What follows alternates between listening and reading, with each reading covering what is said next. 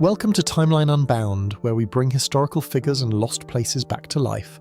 Today we're counting down 5 of history's most powerful, mysterious and iconic faces using the very latest artificial technology. Let's begin. Number 1. Marie Antoinette. The people begged for bread, and she glittered in diamonds.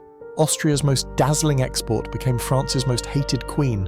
Behind the towering powdered wigs and the gilded halls of Versailles was a teenage girl who never asked to be queen at all. Born in Vienna in 1755, the youngest daughter of Empress Maria Theresa, Marie Antoinette was shipped to France at just 14 as a political pawn. Married to the shy future Louis XVI, she found herself in a rigid court where every gesture was watched. She chafed against suffocating ceremonies, escaping into fashion, gambling and midnight parties that would brand her in the public imagination as Madame Deficit. As France slid toward revolution, pamphlets painted her as a foreign parasite bleeding the nation dry. Yet when crowds gathered and the old world cracked, she did not always cower. Witnesses remembered a woman who could still carry herself like a queen under fire.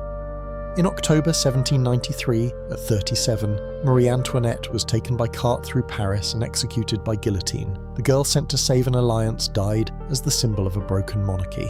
Marie Antoinette remains one of history's most misunderstood women. She never said, "Let them eat cake." That line was propaganda, written years before and pinned on her after the fact. She was a queen born at the wrong time in the wrong country, tied to the wrong husband, and she paid with her life for the stories told about her. Number 2. Anne of Cleves. Chosen as Henry's 4th wife from a flattering portrait by Hans Holbein, Anne of Cleves arrived in England in 1539. When Henry met her in person, he was disappointed, reportedly muttering, "I like her not," and the marriage was annulled after just 6 months. What most people forget is Anne's extraordinary response. She agreed to the annulment, negotiated a vast settlement, and was rewarded with estates like Richmond Palace and the title the King's beloved sister. She lived comfortably, hosted lavish banquets, and enjoyed her freedom while other wives lost their heads. Anne of Cleves is the ultimate Tudor survivor. In a court where women were executed for displeasing the king, she turned a failed royal marriage into a lifetime of security and independence. She might just have been the smartest wife Henry ever had. Henry VIII's enemies later claimed he called her a Flanders mare and refused to consummate the marriage. The wife he found so plain he could barely look at her, but who got the last laugh? The woman history dismissed as his ugly queen outlived him, kept her head, and walked away as one of the richest women in England. Number 3. Julius Caesar. He turned the greatest republic in the world into something close to his personal fiefdom. He crossed the Rubicon, conquered Gaul, took Cleopatra as his lover, and made Rome's elites so afraid of his power that they stabbed him 23 times. Welcome to Rome's most dangerous genius. Born into a patrician family of modest means, Caesar's rise was anything but guaranteed.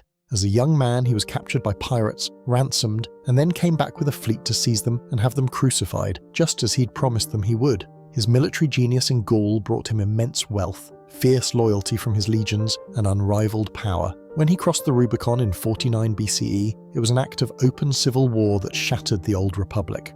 His dictatorship terrified the Senate, and on the Ides of March in 44 BCE, around 23 conspirators' blades tore into the man who had made Rome the dominant power of the Mediterranean world. Caesar did not simply destroy Rome, he transformed it. Every emperor who followed him used his name as a title, in German, Kaiser, in Russian, Tsar. His face and his name helped launch 2,000 years of autocracy. Number 4. Genghis Khan. According to legend, he was born clutching a blood clot in his fist, a shaman's omen that he was destined for war.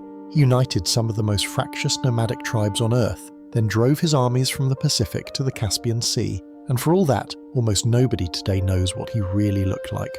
Born Temujin on the Mongolian steppe, his father was poisoned and his family cast out by their clan when he was still a child. He was captured and enslaved, escaped, forged alliances through loyalty and terror, and by 1206 was proclaimed Genghis Khan, the universal ruler.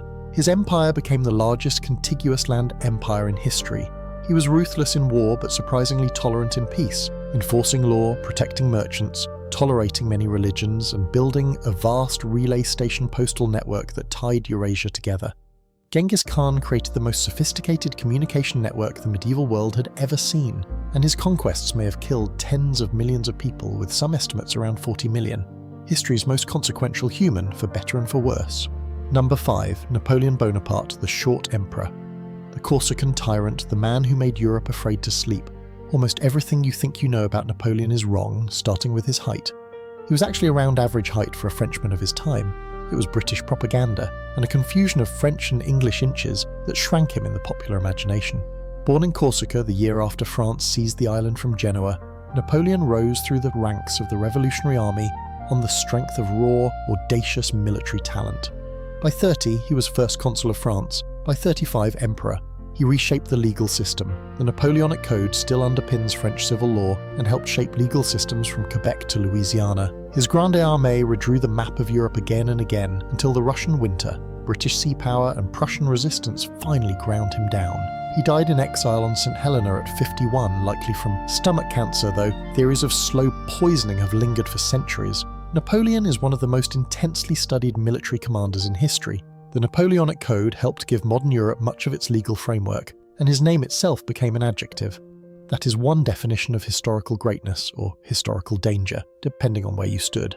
If there is another historical figure you would like me to bring back to life, please let me know in the comment and don't forget to like and subscribe. Thank you for watching.